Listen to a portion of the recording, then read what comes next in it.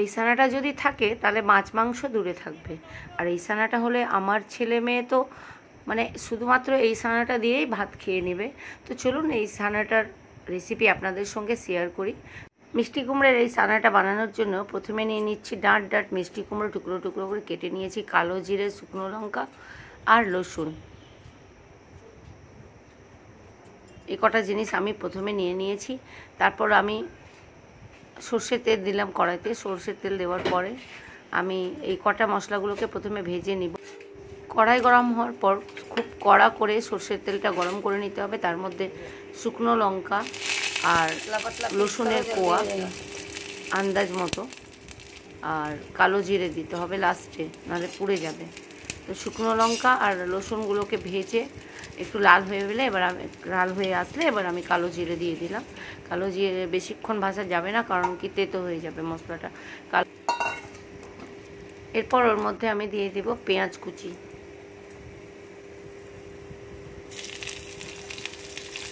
পেঁয়াজ কুচি দিয়ে আবারও আমি নাড়বো। এটা চাড়ানোর পর হালকা, এবার কিন্তু ফ্লেমটা আমাকে হালকা করে দিতে হবে। হালকা ফ্লেমে এটা লাল করে ভাজবো। তারপর একদম লাল করে ভাজা হয়ে গেলে, খুব লাল না, ব্রাউন বাদামি রঙের যে হয়ে আসবে, আমি শুকনো লঙ্কা দিয়েছি আগে, এবার কাঁচা লঙ্কা দিয়ে দিয়েছি, আপনারা দেখতে পেলেন। তো কাঁচা লঙ্কা দেখবেন কীরকম আপনার আন্দাজে ঝাল খাবে। আমি একটু একদম ঝাল তিখা মতলব টেস্ট খাই, সেটা খুবই ভালো লাগে। এবার তার মধ্যে আমি ওই তেলের মধ্যে এবার আমি দেখতে পেলেন এবার যে মিষ্টি কুমড়োটা কেটে রেখেছিলাম সেই মিষ্টি কুমড়োটা দিয়ে ফেললাম। ওই তেলে এক্সট্রা আর কোনো তেল লাগবে না, বেশি তেল লাগবে না। তেল না হলেও হালকা এক ফোঁটা দিয়ে এটা একটু হালকা নাড়াতে হবে, যাতে করে একটা রোস্টেড ভাব বেরোয়। তো রোস্টেড ফ্লেভার আনার জন্য এরকম বেশি তেল না, হালকা তেলের মধ্যে 1-2 ফোঁটা তেল থাকবে, তার মধ্যে একটা নাড়িয়ে চাড়িয়ে চারিদিক থেকে যাতে এটা ভাজা যায়। দেখতে পাচ্ছেন একদম লাল হয়ে গেছে আর একটা রোস্টেড ভাজা একটা গন্ধ আসছে। এবার আমি তার মধ্যে দিয়ে দিলাম লবণ, কারণ কি একটু লবণ, একটুখানি হলুদ অপশনাল, অনেকে হলুদ দিতে পারে, কারণ কি এটা সানা না দিলেও চলবে। এবার আবারও এটাকে ভাজছি যাতে করে একদম পুরো লবণগুলো মিশে যায়। আর এটা সফট করার জন্য এটাকে আমরা যতক্ষণ পারবো এটাকে আমরা হালকাভাবে নাড়াতে থাকবো। এবার একটা ঢাকনা দিয়ে ঢেকে দিলাম, যেহেতু লবণ দিয়েছি আর ওর মধ্যে জল ছাড়বে, তো ঢাকনা দিয়ে হালকা ঢেকে দিয়েছি।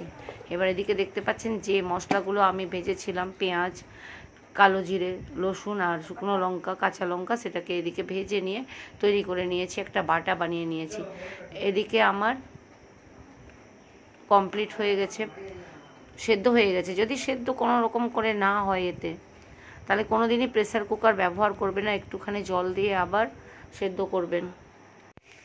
এটা কিন্তু মিক্সিতে বেটে ভালো লাগে না, যদি বাটতে হয় তাহলে শিলনোড়াতে বাটলে এটা ভালো লাগে। তবে শিলনোড়া এখনকার টাইমে খুব সবার বাড়িতে অ্যাভেলেবেল নাও থাকতে পারে, তাই জন্য আমরা হাতেই মাখি, হাত দিয়ে এটা ভালো লাগে, আলু সানার মতো করে মেখে নিতে হবে। তো সমস্ত মশলা দিয়ে ভালো করে এটাকে মেখে নিতে হবে।